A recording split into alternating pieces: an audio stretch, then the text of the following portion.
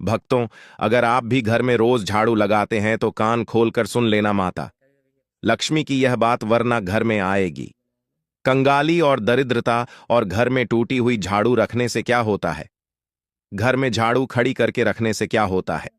क्या होता है रात को झाड़ू लगाने से।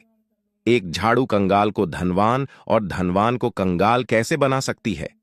भक्तों, यह एक प्राचीन कथा है जो हमें सिखाती है कि घर की साफ सफाई और झाड़ू का सही उपयोग हमारे जीवन में कितना बड़ा परिवर्तन ला सकता है। यह कथा बहुत ही ज्ञानवर्धक है।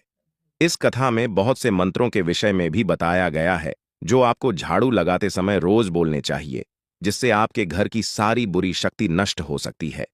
तो चलिए आपको सुनाते हैं वह महान कथा। भक्तों, एक समय की बात है। एक संत महात्मा अपने प्रवचन में झाड़ू का महत्व समझा रहे थे। वे भक्तों को बता रहे थे, झाड़ू लगाते समय यह मंत्र बोला करो, ओम रौद्र के गिरिक नमः। इसका अर्थ है, सी हे दुर्गा स्वरूपिणी देवी, आपके गिरि नामक स्वरूप को प्रणाम है।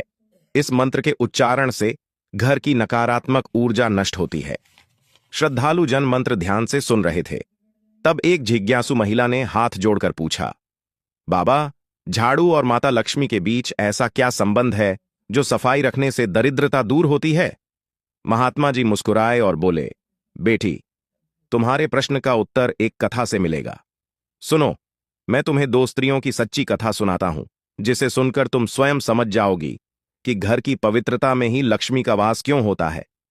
इतना कहकर संत ने आंखें मूंद दी और भगवान का स्मरण करते हुए कथा आरंभ की। बहुत समय पहले की बात है। एक सुंदर पहाड़ी गांव में दो पड़ोसनें रहती थीं। दोनों ही विवाहित स्त्रियां थीं, पर स्वभाव और आदतों में एक दूसरे से बिल्कुल भिन्न।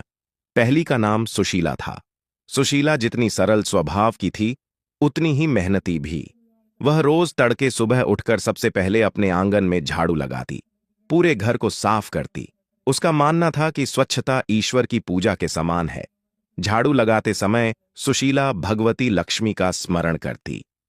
भक्तों, आगे बढ़ने से पहले अगर आप भी चाहते हैं कि लक्ष्मी माता का आशीर्वाद आप पर बना रहे, तो इस वीडियो को एक लाइक करें और आपके अपने चैनल को सब्सक्राइब कर लें और कमेंट बॉक्स में जय लक्ष्मी माता जरूर लिखें। और साथ ही आप अपनी राशि को कमेंट बॉक्स में जरूर लिख दें, क्योंकि हम राशि से जुड़ा भाग्य भी बताते हैं और भाग में चल रही परेशानियों को तत्काल दूर करने के लिए आसान से आसान उपाय भी बताते हैं। इसलिए आप अपनी राशि कमेंट बॉक्स में जरूर लिख दें।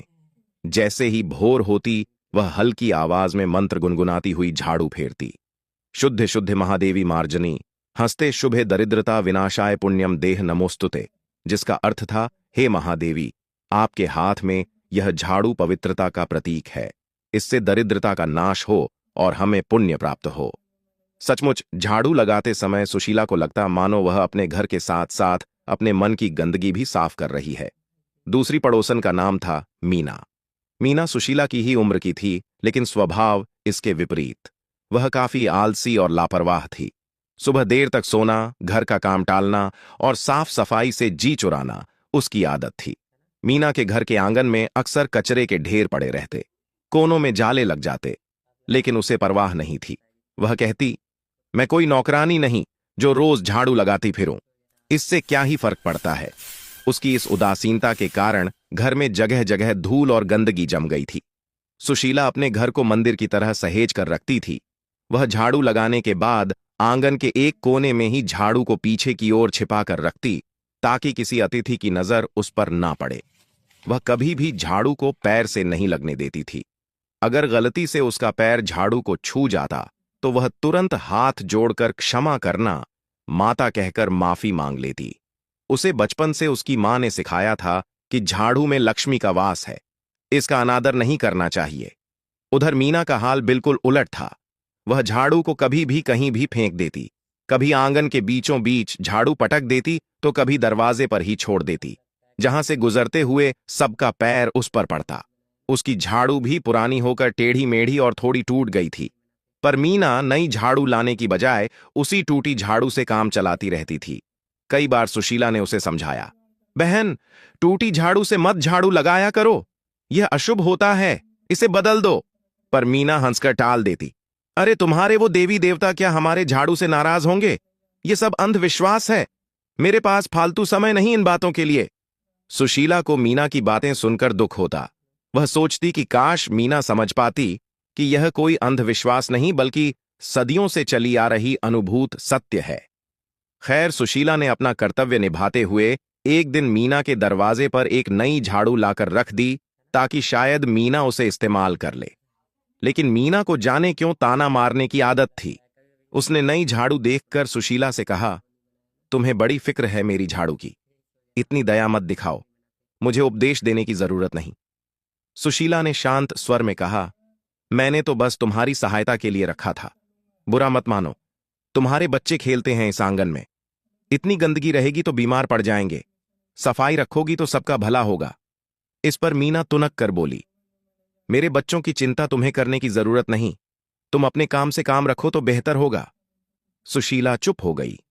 उसने नई झाड़ू वहीं छोड़ दी और मन ही मन ईश्वर से प्रार्थना की कि एक दिन मीना को सच का एहसास हो जाए। समय यूं ही बीतता रहा। सुशीला अपने नियम पर अड़ी रही। रोज सुबह स्नान के बाद पूरे मन से घर बुहारती, पोंछा लगाती, गोबर से आंगन लीपती और तुलसी पर जल चढ़ाकर दीप जलाती।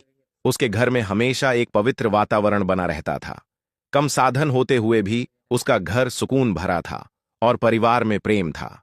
मीना के घर में दिन प्रतिदिन अव्यवस्था बढ़ती गई। उसने कभी समय निकालकर ठीक से सफाई नहीं की।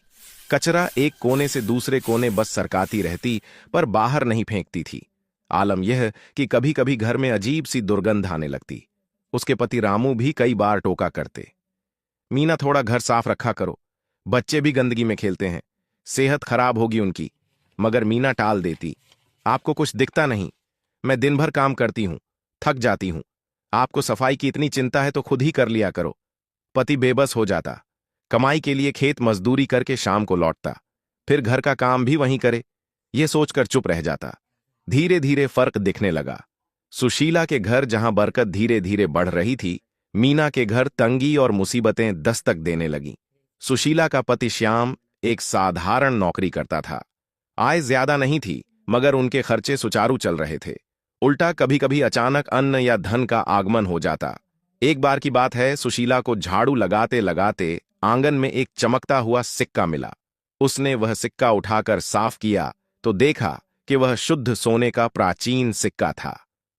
हैरान होकर उसने वह सिक्का घर के मंदिर में मां लक्ष्मी के चरणों में रख दिया और पति से परामर्श किया। उन्होंने ईमानदारी रखते हुए अगले दिन गांव के प्रधान को वह सिक्का सौंप दिया, क्योंकि शायद किसी कीमती चीज के खोने की खबर आई थी। प्रधान ने उनकी ईमानदारी से खुश होकर इनाम स्वरूप उन्हें कुछ धनराशि दी। सुशीला और श्याम ने वह धन जरूरतमंदों में बांट दिया और थोड़े से पैसे से घर के लिए राशन ले आए। सुशीला ने कहा, यह मां लक्ष्मी की कृपा है जो हमें थोड़ी समृद्धि मिली, हमें इसका सदुपयोग करना चाहिए। उनकी इस भल मनसाहत से गांव में सब प्रभावित हुए। वहीं दूसरी ओर मीना के घर अनचाहे खर्चे बढ़ने लगे। उसके बच्चे बार बार बीमार पड़ने लगे। कभी बड़े बेटे को खांसी जुकाम हो जाता तो कभी छोटी बेटी को बुखार। डॉक्टर पर पैसे खर्च होते गए। घर में पहले से ही आमदनी कम थी, उस पर यह खर्चा बढ़ा तो घर का बजट गड़बड़ा गया। एक दिन तो हद हो गई। मीना के घर से जुड़ी एक विचित्र घटना घटी। उस शाम सूरज ढल चुका था, अंधेरा गहरा होने लगा था। मीना के बच्चे आंगन में खेलते खेलते घर के अंदर आ गए थे। रामू काम से लौटा नहीं था। मीना रसोई में खाना बनाने की तैयारी कर रही थी। इतने में अचानक उसे आंगन से कुछ फुसफुसाहट की आवाज सुनाई पड़ी। वह चौंक, इस समय वहां कौन हो सकता है? बच्चे तो अंदर ही हैं। उसने धीमे कदमों से खिड़की से झांक कर बाहर देखा। धुंधलके में आंगन के कोने में जहां टूटी पुरानी झाड़ू पड़ी थी, उसे एक अजीब सी परछाई दिखाई दी। मीना की सांसें तेज हो गईं। उसने ध्यान से देखा। एक वृद्ध औरत की आकृति झाड़ू के पास बैठी हुई थी। उस औरत के बाल बिखरे हुए। कौन है वहां? लेकिन जवाब में एक भयानक कर्कश हंसी सुनाई दी। वह औरत जैसी परछाई धीरे से उठी और लड़खड़ाते कदमों से झाड़ू को उठाकर सहलाने लगी। फिर उसकी भारी आवाज गूंजी, मुझे मेरे घर से क्यों निकालना चाहती हो? मैं तो यहीं रहूंगी। इतना कहकर वह छाया स्त्री जोर से हंसी। उसकी हंसी में ऐसा विषाद और रोष था कि मीना का कलेजा कांप उठा। अचानक वह परछाई हवा में लहराकर उठी और घर के दरवाजे की ओर बढ़ने लगी। मीना भय से चीखना चाहती थी, पर आवाज गले में अटक गई। उसने तुरंत दरवाजा अंदर से बंद कर लिया और भगवान का नाम जपने लगी। परछाई ने दरवाजे पर जोर से दस्तक दी। बच्चे घबराकर रोने लगे और आकर मीना से चिपक गए। मीना ने थरथराते हुए दरवाजे के पार सुना। वह स्त्री बड़बड़ा रही थी, मुझे मत रोको, इस घर में मेरा अधिकार है। कुछ मिनट बीते, फिर सब शांत हो गया। ना दस्तक, ना आवाज। अंदर सहमी हुई मीना दीवार से लगी खड़ी थी। बच्चे उसके आंचल में दुबके थे। उसका दिल जोर जोर से धड़क रहा था। थोड़ी देर बाद हिम्मत करके उसने खिड़की से फिर झांक कर देखा। अब बाहर कोई नहीं था, सिर्फ उस कोने में पड़ी हुई झाड़ू दिखाई दे रही थी। लेकिन वह टूटी झाड़ू भी अब सीधी खड़ी थी, मानो किसी ने उसे आंगन के बीचों बीच खड़ा कर दिया हो। यह देख मीना की घिघी बंध गई। भय और भ्रम से उसकी आंखों में आंसू भर आए। उसे समझ नहीं आया कि यह कोई प्रेत था या उसकी आंखों का धोखा, पर जो भी था उसने मीना को अंदर तक हिला दिया। उसी घड़ी दरवाजे पर फिर दस्तक हुई। इस बार सचमुच कोई इंसान ही था। आवाज आई, मीना दरवाजा खोलो, मैं श्याम हूं। यह सुशीला के पति श्याम की आवाज थी। मीना ने दरवाजा खोला। श्याम और सुशीला दोनों हाथों में लालटेन लिए खड़े थे। उन्होंने देखा कि मीना बदहवास सी लग रही है और बच्चे रो रहे हैं। सुशीला तुरंत अंदर आई और मीना को गले लगाकर सांत्वना देने लगी। क्या हुआ बहन, तुम इतनी घबराई हुई क्यों हो? मीना कुछ बोल नहीं पा रही थी, बस सुबक सुबक कर रोए जा रही थी। श्याम ने चारों ओर नजर डाली और पूछा, तुमने दरवाजा अंदर से क्यों बंद कर रखा था? हम काफी देर से खटखटा रहे थे। मीना ने अपने आंसू पोंछे। उसकी हालत देख सुशीला ने बच्चों को गोद में लेकर चुप कराया और पास ही चारपाई पर बैठा दिया। पानी का लोटा लाकर मीना को दिया। कुछ घूंट पानी पीने के बाद मीना की जान में जान आई। उसने थरथराते स्वर में बताया, आंगन में वहां कोई थी, एक डरावनी बुढ़िया जैसा साया झाड़ू के पास। वह बोलते बोलते फिर रो पड़ी। सुशीला चौंक उठी। बुढ़िया झाड़ू के पास? उसने बाहर झांक कर देखा। लालटेन के उजाले में टूटी झाड़ू आंगन में खड़ी हुई दिखी। सुशीला हैरान रह गई। अरे ये झाड़ू किसने सीधी खड़ी कर दी? तुमने रखी थी ऐसे? मीना ने सिर हिलाकर ना में उत्तर दिया। नहीं, मैंने तो उसे हाथ भी नहीं लगाया, पता नहीं कैसे। वह फिर सिसकने लगी। श्याम स्थिति कुछ समझ गया था। वह भले ही ज्यादा धार्मिक व्यक्ति नहीं था, पर उसने भी बचपन से बड़ों से सुना था कि गंदगी में दरिद्रता दरिद्रा देवी का वास होता है। उसने गंभीर स्वर में कहा, देखो मीना बहन, शायद तुमको भरोसा ना हो, पर मुझे लगता है तुम्हारे घर की दुर्दशा देखकर दरिद्रता ने ही कोई रूप लेकर तुम्हें डराया है। तुमने अपना घर कितना गंदा और अव्यवस्थित कर रखा है। मैं कोई अंधविश्वास की बात नहीं कर रहा, पर यह सच है कि जहां गंदगी होती है वहां बुरी शक्तियां आकर्षित होती हैं। तुम्हें तुरंत सफाई करके इस नकारात्मकता को दूर करना चाहिए। सुशीला ने मीना का हाथ थामकर सहमति में सिर हिलाया। वो ठीक कह रहे हैं। हमने बचपन से सुना है कि लक्ष्मी जी को सफाई प्रिय है और उनकी बहन अलक्ष्मी को गंदगी। जिस घर में गंदगी रहती है वहां दरिद्रता सदा वास करती है। शायद आज जो भी हुआ वह इसीलिए हुआ कि तुम्हें चेतावनी मिले।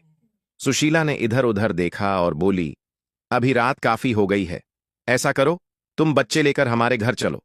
आज की रात वहीं रुक जाओ, तुम्हारा मन भी शांत हो जाएगा। सुबह हम मिलकर तुम्हारा घर साफ करेंगे। हां। मीना इस अपनत्व पर फिर रो पड़ी।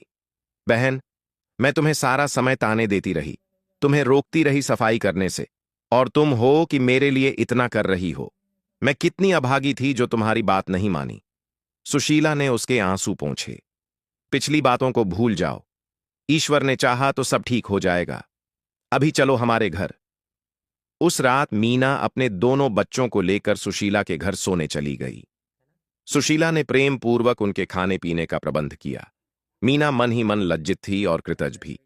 उसने अनुभव किया कि सुशीला के घर का वातावरण कितना शांत और सुखद है, मन को सुकून देने वाला। वही गांव, वही माहौल, लेकिन अंतर सिर्फ इतना कि यहां हर चीज साफ सुथरी और सुव्यवस्थित थी। मंद दीपक जल रहा था और तुलसी के पास अगरबत्ती की भी सुगंध फैली थी। मीना को बरसों बाद जैसे आत्मिक शांति का अनुभव हुआ। उसे अपनी भूल पर पछतावा होने लगा। उस रात जब सब सो गए, मीना की आंखों से आंसू बहते रहे। वह पहली बार ईश्वर से सच्चे हृदय से प्रार्थना कर रही थी, हे भगवान, मुझे क्षमा करो। मैंने आलस और अज्ञान में अपने परिवार को कितना कष्ट दिया। अब मुझसे यह भूल नहीं होगी। मां लक्ष्मी, मुझ पर दया करो और मेरा घर छोड़कर मत जाओ। प्रार्थना करते करते न जाने कब मीना को नींद आ गई। अगली सुबह भोर से पहले ही सुशीला जाग गई। उसने स्नान कर अपनी पूजा संपन्न की और फिर धीरे से मीना को जगाया। मीना भी आज जल्दी उठने को तैयार थी। उसने अनुभव किया कि जल्दी उठकर स्नान करके कितनी ताजगी महसूस होती है। दोनों स्त्रियां मिलकर सबसे पहले मीना के घर की सफाई करने में जुट गईं। सुशीला ने एक पल भी यह एहसास नहीं होने दिया कि वह पराई गृहस्थी की सफाई कर रही है। वह पूरे प्रेम से ऐसे कर रही थी मानो अपना ही घर हो। मीना को आश्चर्य हुआ कि घर की सफाई करना इतना भी मुश्किल काम नहीं था। कुछ ही देर में ढेरों कचरा इकट्ठा हो गया था, जिसे अब तक वह नजरअंदाज करती आई थी। सुशीला ने झाड़ू उठाते समय मुस्कुराकर मीना को याद दिलाया, लो बहन, पहले इस झाड़ू का आदर से पूजन कर लेते हैं। सुशीला ने एक थाली में थोड़ी हल्दी, कुमकुम और फूल लाकर झाड़ू पर लगाया और दिया दिखाकर प्रणाम किया। उसने धीमे स्वर में मंत्र बोला, पिपासा मला ज्येष्ठा म लक्ष्मी नाशम्यहम अभूति समृद्धिम च सर्वम निरणुद्ध में ग्रहात। इसका अर्थ उसने मीणा को समझाया। हम प्रार्थना करते हैं कि दरिद्रता रूपी ज्येष्ठा अलक्ष्मी का हमारे घर से नाश हो और सब अशुभ दूर हो जाए। मीना ने हाथ जोड़कर माथा झुकाया और अश्रुपूर्ण नेत्रों से अपने घर के द्वार पर खड़ी होकर आसमान की ओर देखा, मानो वह मां लक्ष्मी से आशीर्वाद मांग रही थी कि आज से उसके जीवन में पवित्रता और समृद्धि का प्रकाश भर दें। फिर सुशीला और मीना ने मिलकर घर के कोने कोने में झाड़ू लगाया। झाड़ू चलते समय उड़ती धूल में मीना को अजीब संतोष महसूस हुआ, मानो वर्षों से रुकी हुई रुकावटें आज हटती जा रही हों। उन्होंने सारा कचरा बाहर इकट्ठा करके फेंक दिया। घर के जाले उतारे, बर्तन साफ किए, फर्श पानी से धोया। दोपहर तक मेहनत करके दोनों ने पूरा घर चमका दिया। अब मीना का घर किसी नए घर जैसा लग रहा था, साफ, उजला और तरोताजा। कमरों में धूप और हवा भरकर जैसे सारी नकारात्मक ऊर्जा भी उड़ गई। जब सब काम हो गया तो सुशीला ने तुलसी के सामने दीपक जलाकर लक्ष्मी जी की आरती गाई। मीना भी आरती में पूर्ण भाव से शामिल हुई। उसने हृदय से मां लक्ष्मी को अपने घर वापस आने का निमंत्रण दिया। सुशीला ने अंत में मीना को वही नई झाड़ू भेंट की जो पिछली बार वह छोड़ गई थी। मीना ने विनम्रता से उस झाड़ू को दोनों हाथों से ग्रहण किया और उसकी पूजा की। उसने प्रतिज्ञा की कि वह आज से रोज सुबह स्नान करके इसी झाड़ू से अपने घर आंगन को ऐसे ही स्वच्छ रखेगी और कभी भी गंदगी को जमने नहीं देगी। देखते ही देखते बदलाव दिखाई देने लगा। उसी शाम जब रामू काम से लौटा तो घर का रूप देखकर अवाक रह गया। हर चीज चमक रही थी। बच्चे भी नहा धोकर साफ कपड़ों में खेल रहे थे। वातावरण में एक अजीब सी सकारात्मक शांति थी। रामू ने हैरानी से पूछा, यह किसने कर दिखाया? मीना की आंखें छलछला उठीं। उसने पास खड़ी सुशीला की ओर कृतज्ञता से देखा और बोली, हम दोनों ने मिलकर किया और आगे से मैं हर दिन खुद यह करूंगी। रामू को अपनी आंखों पर भरोसा नहीं हुआ, पर बहुत खुशी हुई कि उनकी पत्नी में यह परिवर्तन आया है। उसने सुशीला को धन्यवाद दिया। सुशीला ने हंसते हुए कहा, भैया, मैं कुछ नहीं, यह सब मीना ने अपने परिवार के प्यार के लिए किया है। अब यह खुद अपने घर की लक्ष्मी बन गई है। उन पलों में मीना के चेहरे पर जो संतोष था वह अनमोल था। पहली बार उसे एहसास हुआ कि एक गृहिणी का धर्म सिर्फ खाना पकाना ही नहीं, घर को साफ और पुण्य का स्थल बनाना भी है। जिस घर को वह अब तक बोझ समझकर उपेक्षित कर रही थी, वही घर उसका परिजन है जिसमें उसके परिवार का सुख भविष्य समाया है। उसकी आंखों से कृतज्ञता के आंसू बह निकले। उसने सुशीला का हाथ पकड़कर कहा, तुमने मुझे अज्ञान के अंधेरे से निकाला है बहन, मैं हमेशा तुम्हारी आर्णी रहूंगी। उस रात मीना के परिवार ने चैन की नींद सोई। बच्चों की तबीयत भी जैसे चमत्कारिक रूप से सुधरने लगी। कुछ ही दिनों में वे हंसते खेलते पूरी तरह स्वस्थ हो गए। घर में बरकत लौटने लगी। रामू को गांव के पास के कस्बे में एक बेहतर मजदूरी मिलने लगी, जिससे आमदनी बढ़ गई। मीना ने भी घर में 2 गाय भैंस पाल ली, क्योंकि अब उसका मन घर संवारने में लगता था। रोज सवेरे उठकर वह गौ को चारा डालती, पूरे आंगन में गोबर से लिपाई कर शुभ स्वस्तिक बनाती और झाड़ू बुहारू करती, तुलसी को जल देती, दिया जलाती और प्रभु का स्मरण करती। घर में मानो लक्ष्मी जी ने स्थायी डेरा डाल लिया। ऐसा सभी पड़ोसी कहने लगे थे, क्योंकि मीना का परिवार अब सुखी और प्रसन्न था। एक दिन कुछ सप्ताह बाद गांव में वही संत महात्मा दोबारा पधारे, जिनका प्रवचन सुनने पहले भी गांव वाले गए थे। इस बार मीना खुद दौड़ी दौड़ी उनके पास पहुंची। संत ने उसे पहचाना और पूछा, बेटी तुम्हारे चेहरे पर आज नया तेज है, क्या बात है? मीना ने संत के चरण पकड़ लिए और भावुक होकर बोली, बाबा, अब मैं समझ गई हूं कि घर की पवित्रता और मां लक्ष्मी की कृपा में क्या संबंध है। आपने ठीक कहा था। जिन स्त्रियों का स्वभाव आलसी, गंदा और कलहपूर्ण होता है, वहां लक्ष्मी नहीं ठहरती। मैं भी वैसी ही बन गई थी, लेकिन अब मैं बदल गई हूं। मैंने अपना घर मंदिर जैसा बना लिया है और अब हमारे कष्ट दूर हो रहे हैं। संत ने प्रसन्न होकर आशीर्वाद दिया, सदा सुखी रहो पुत्री। याद रखो, जो स्त्री क्षमाशील है, सतचरित्र है, घर को स्वच्छ रखती है और परिवार में प्रेम बांधकर रखती है, वह सच में घर की लक्ष्मी स्वरूपा होती है। ईश्वर ने तुम्हें सद्बुद्धि दी, इसके लिए भगवान का धन्यवाद करो। मीना की आंखों में कृतज्ञता के आंसू थे। उसने सुशीला को पास खड़े पाया और उसका हाथ पकड़कर संत से कहा, मेरे लिए यह मेरी बड़ी बहन के समान है। अगर इसने मेरे अंदर भरोसा ना जगाया होता और हाथ ना थामा होता तो शायद मैं कभी ना संभल पाती। सुशीला संकोच से बोली, मैंने कुछ नहीं किया बाबा, सब मां लक्ष्मी की कृपा और आपकी कथा का असर है। संत ने दोनों महिलाओं को संतोष भरी नजरों से देखा और कहा, तुम दोनों वास्तव में प्रशंसा के पात्र हो। एक ने धैर्य और सद्भाव नहीं छोड़ा, दूसरी ने अहंकार त्याग कर सच्चे हृदय से सुधार का मार्ग अपनाया। यही जीवन का सार है। इसके बाद संत ने गांव वालों की ओर देखते हुए जोर से कहा, कई बार लोग अज्ञानवश छोटी छोटी बातों पर ध्यान नहीं देते। उदाहरण के लिए, झाड़ू को गलत जगह रखने या सूर्यास्त के बाद झाड़ू लगाने से भी अशुभ परिणाम हो सकते हैं। कहते हैं कि शाम के समय घर में झाड़ू लगाने से लक्ष्मी नाराज होकर बाहर चली जाती है। इसलिए झाड़ू को हमेशा आदर के साथ घर के ऐसे कोने में रखना चाहिए जहां उस पर सीधी नजर ना पड़े और कभी पैर ना लगे। झाड़ू को खड़ा करके रखने की बजाय भूमि पर लिटाकर रखें और समय समय पर पुरानी या टूटी झाड़ू को बदलते रहें। झाड़ू लगाते समय यदि मन में मंत्रों का स्मरण किया जाए तो घर से दरिद्रता और कलह दूर रहते हैं। जिस घर की स्त्री गृह कार्य से पलायन करे, अपवित्र रहे और कलह करे, उस घर को दरिद्रता घेर लेती है। और जो स्त्री घर को स्वच्छ रखे, सेवा भाव रखे और श्रम से ना हिचके, वह स्वयं लक्ष्मी का रूप बन जाती है। इसीलिए स्वच्छता अपनाओ, आलस्य त्यागो और मां लक्ष्मी की कृपा पाओ। भक्तों, आशा है आपको यह कहानी पसंद आई होगी। इस कहानी से हमें शिक्षा मिलती है कि घर की स्वच्छता केवल बाहरी सफाई नहीं, बल्कि आंतरिक सुख शांति का भी आधार है।